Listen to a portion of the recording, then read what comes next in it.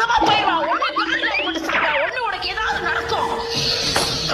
சீக்கிரம் போன சனிக்கிழமை அதுமா சொல்றேன்.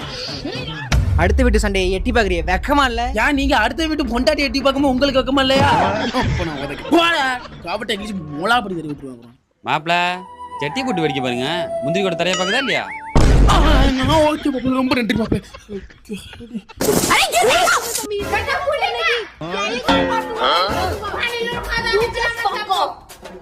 அரே பாய், நானும் தமிழ் தான்டா.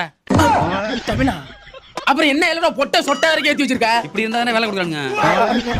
அப்ப பொழந்துருமுடா எல்லாரும். மாப்பிள என்னடா ரோட்ல கிடந்துச்சு மாப்பிள.